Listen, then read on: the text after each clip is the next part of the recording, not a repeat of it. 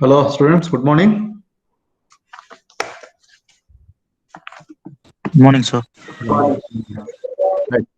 Okay. Now let's continue after the first class after the test. Okay. So hopefully today or tomorrow you will get the test results. Okay. Right. In the last class, I think we have started with the chapter called as integration. Okay. Which is something to say about how you can able to connect the various different components in the mechatronics system. Right. So in that to started with, we have listed or we have understood some of the features, okay, which are required, okay, to be present in the integration. Okay, now if you can remember, it was also a part of the test. So the features are interlock checking, timeout checking, status display, error messaging, and then another additional two parameters. Okay. Then later on, we have discussed something called as advanced actuators. Okay, we have discussed something called the advanced actuators. Okay, which was mainly regarding how the actuators are going to be what improved. Okay, corresponding with the previous standard actuator. Okay, now this was the diagram that I have shown. Okay, and some of the work that we have done on the slides. Okay. So that is in case of your standard advanced actuator, we do have some additional components like control algorithm, condition monitoring, fault detection, and isolation. Okay. Then we took one example of what is called as the motor example, smart motor example, how the various parameters, okay, are going to be connected so as to get the information, okay, that we have discussed. Okay. Then we did some understanding about the pneumatic actuators, okay, why it is important, and some example. Okay. Then we went further to the industrial robot. Okay, so we understood about what are the types of industrial robot, that is the fixed robot and also the mobile robots. And we have started the different parts of a robot. Under that we have discussed controllers. Okay, controllers we have discussed, and then we have discussed the arm. Under the arm we have discussed the concept of degrees of freedom. Okay, that is 6 degrees of freedom: rotational traverse, radial traverse, vertical traverse. This is with respect to the arm of the robot. With respect to the wrist of the robot, we have pitch, roll, and yaw. Okay, so with respect to the pitch, sorry, with respect to the wrist, we have pitch, yaw, and the roll. So these are the 6 different degrees of freedom what we have discussed. Okay, so based on these notations, okay, so these are the few of the snapshots that I have shown on that day.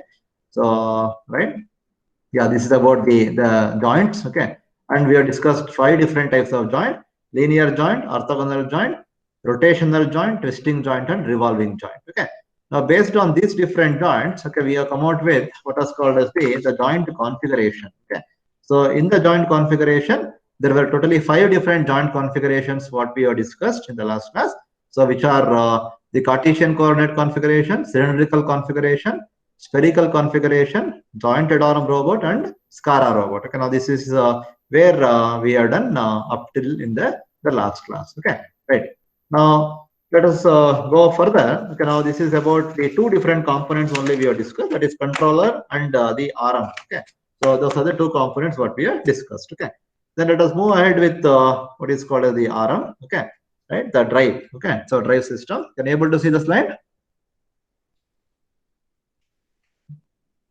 Yes, sir.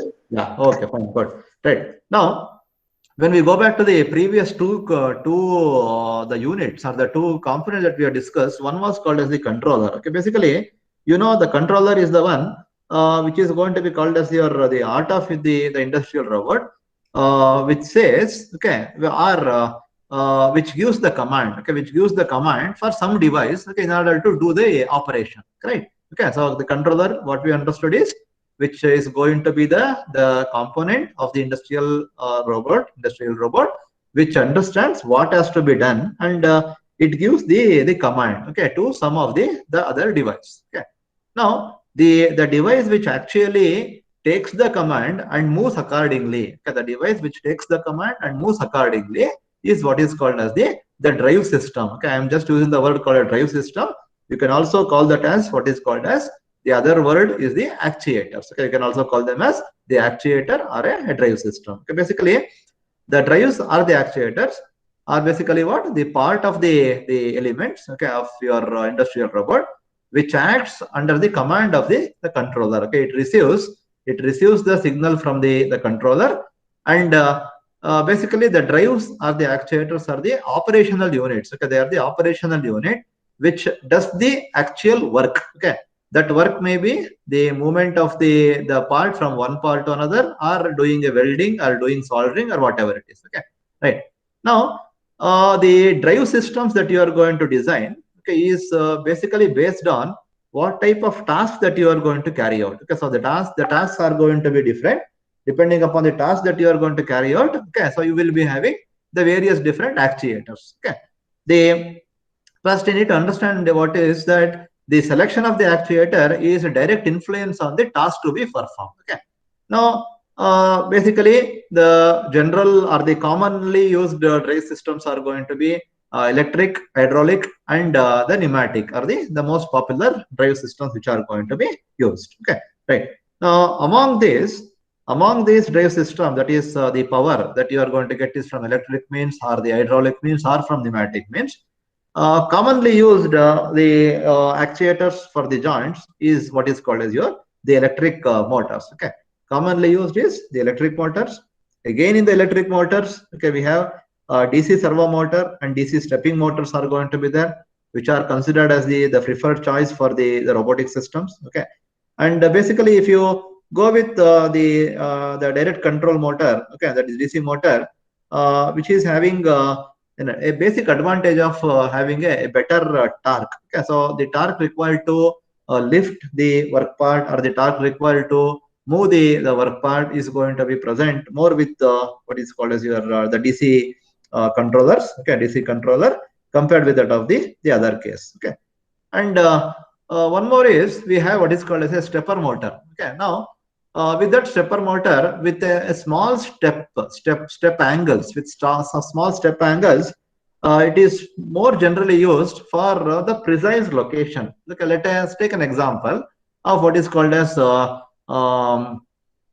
lifting the work part from the conveyor, let's say from the conveyor, and place it onto the work table. Okay, now where exactly you need to place the work part on the work table plays a major role, because depending upon that only the various different operations are going to be written in the program. Just assume that rather than placing at x1, y1, z1, if the robot is going to place at x2, y2, z2, the all of the program that you wrote is with reference to x1, y1, z1. Okay, so all the programs is going to be completely going to become wrong if the positioning is not going to be proper. Therefore, for the better positioning, for the exact positioning, for the precise positioning, okay, for the precise positioning, generally the stepper motors are going to be used with the smaller stepper angle, with the more resolution. Okay, with a good resolution motor. Okay, so we are going to use what are called as the stepper motor for the purpose of the precise positioning locations. Okay, right. So that's about the electric motors. Okay, then we do also have hydraulic actuators. Okay, now the hydraulic actuators are also going to be used. Okay, are also going to be used in the robot, but the requirement that made us to use the hydraulic actuators are for heavy power application. Okay, so if it is heavy load application, okay, if you need to lift or you need to move a very larger load elements, then you can go with what is called as the hydraulic actuators. But hydraulic actuators do have their own disadvantages with respect to the leakage of the oil, or with respect to the security issue, with respect to the safety issue rather. Okay, so but generally we'll have the assumption that hydraulic actuators are going to be used for the heavier applications. Okay, now the other contradicting thing, or the other contrary, is what is called as your pneumatic actuators. Okay, which are on the opposite side, used for the lighter load applications. Okay, now this pneumatic actuators are generally, okay, used for the end effectors with grippers. Okay, now a general movement. Okay, now if you observe a general movement of the work part, okay, with lesser amount of the load. Okay, now that we are going to use gripper, right? Okay, or you can also use the pneumatic actuator for grabbing the tools. Okay, grabbing the tools, okay, during the electric painting, the electric welding operation or painting operation or so. Okay, so that is a case with reference to the pneumatic actuators. Okay, but nevertheless, the drive systems are the one, okay, which are responsible for the movement of your the robot. Okay, the manipulator movement. Okay, remember the manipulator movement through the joints. Okay, or the wrist movement through the pitch, yaw, and roll. Okay, are all going to happen through the drive system. Okay, therefore, every joint. Okay, if you consider the various different joints, every joint should supposed to have what are called as this drive system, which may be powered. The drive system may be powered by using electric means, or may be powered by hydraulic means, or may be powered by the pneumatic means. This specifically depends on the application for which you are going to use, and the load that you are going to take, and the importance, okay, of the operation. Okay, based upon that, you can have a choice between the electric motor, under electric motor, between DC servo motor and DC stepper motor, or hydraulic motors, or you can go for a pneumatic motor. So now this is something related to what are called as the actuator or the drive system. Okay, now if you just connect the elements, now you have certain work to be carried out. Okay, so what has to be done, how has to be done, okay, is going to be told by your controllers. Okay, right, then controller has given you the command. Okay, now that command has been understood and implemented by using a device called as the drive. When drive is going to do, okay, when the joints are going to move, okay, now you require what? You require the movement. The movement can happen for the joint with the available degrees of freedom. That is, arm movements are going to be there. Okay, now we have understood there are 6 possible arm movements. Okay, arm and that is nothing but arm and the wrist movements are going to be there. Okay, there comes the concept of joints. Okay, right. Then about the joints, then next is going to be your the movement which is going to be done by using the drives. Then next is called as the actual operation. Okay, now the drive member are nothing but your hydraulic motor or whatever it is has moved the link from one point to another point. Okay, now that is only a motion. Okay, so only a motion is executed. Okay, please understand carefully. The controller has told something, you have to make this movement. The movement is done by the drive. Okay, maybe through the whatever the electric means or hydraulic or the pneumatic means. Okay, but the action, the purpose for which the industrial robot is going to be made for, okay, maybe for pick and place, maybe for painting, okay, maybe for holding the object, whatever it is going to ultimately happen at the end of the wrist. Okay, so the wrist is going to move. Okay, so the movement will not make the work to be done. The movement will assist the work to finish. Okay, so at the end of the wrist, okay, at the end of the wrist, there should be what is called as a device. Okay, which we call it as end effectors. Okay, now in detail we have discussed these end effectors, okay, previously. So end effectors, okay, basically it enables the robot, okay, it enables the robot to accomplish a specific task. Okay, remember, without the end effector you can achieve only the movement of the arm and movement of the wrist. Okay,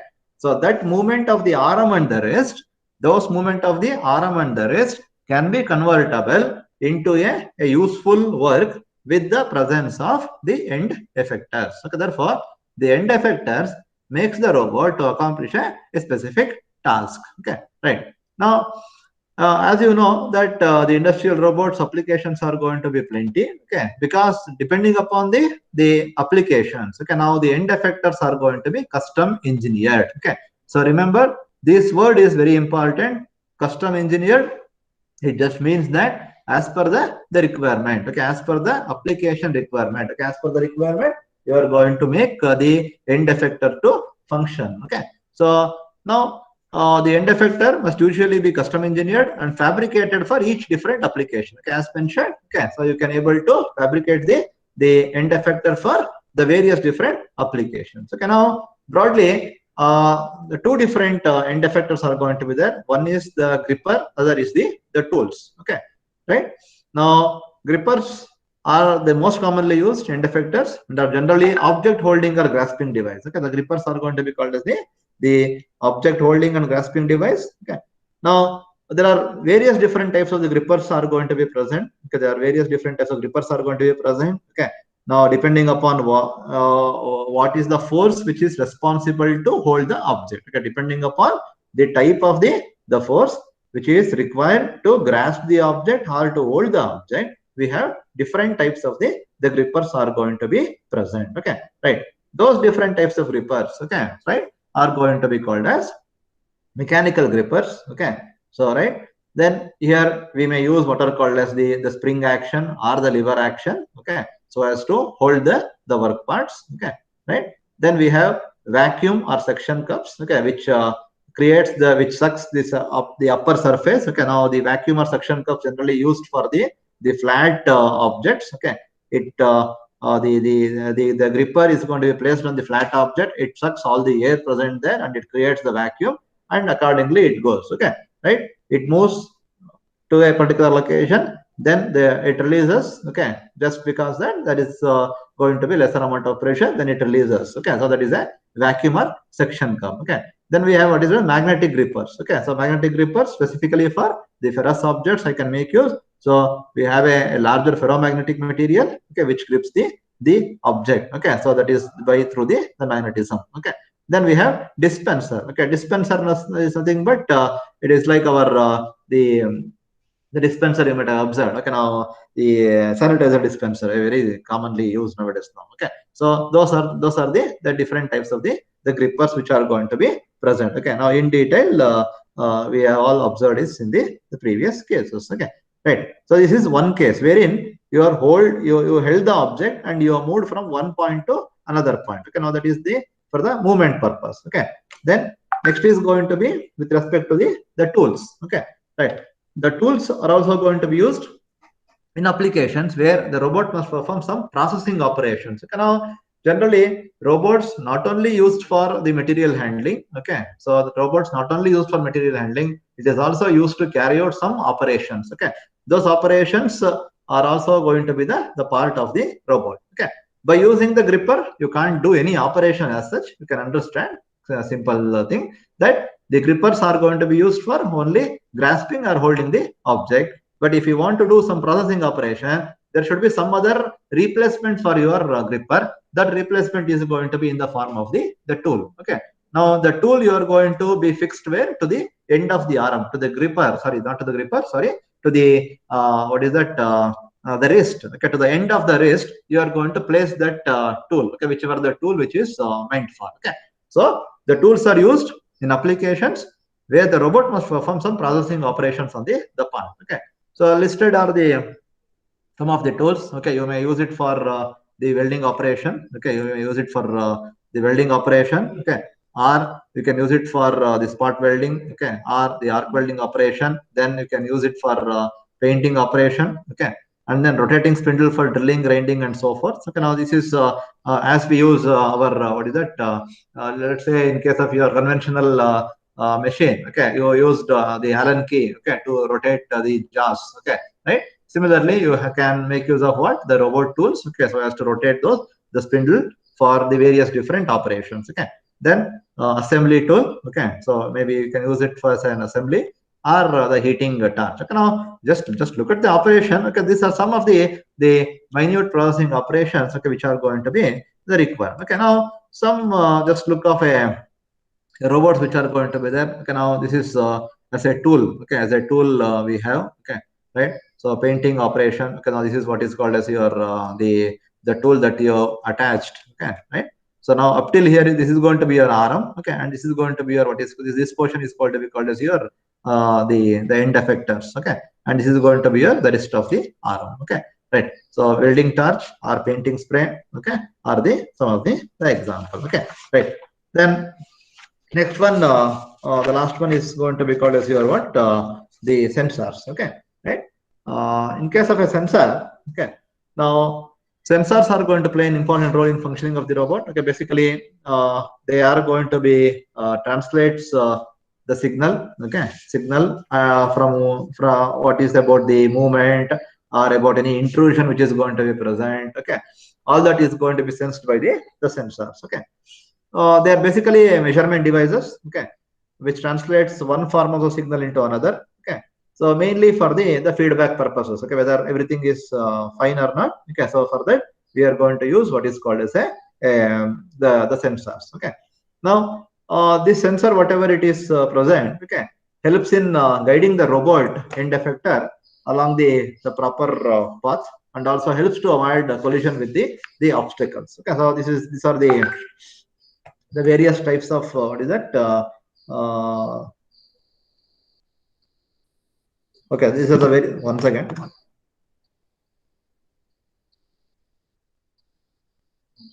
Okay, right. So these are the various types of the sensors that we are going to use. Okay, now for the purpose of the feedback devices, okay, for the purpose of feedback, these sensors are going to be generally used. Okay, right. Now broadly, the sensors are classified as internal sensors and external sensors. Okay, right. So the broad classification of internal states and internal sensors and external sensors are going to be present. Okay, right. Okay, right. Now I just request, okay, now I am just taking a halt from your side now, okay, because 10 o'clock today there is a meeting of the Vice Chancellor, okay, regarding the commencement of the classes, okay, which is, as you observed, okay, 17th is what it has come in yesterday's paper. So based on that, the Vice Chancellor has called for a meeting of all the, on an online platform, of all the principals and the HODs at 10 o'clock, okay, I'll be going there, okay. So I request you to enter your USN number in another 2-3 minutes. Okay, we'll come back and we'll continue this later. Okay, right? So please enter your USN number.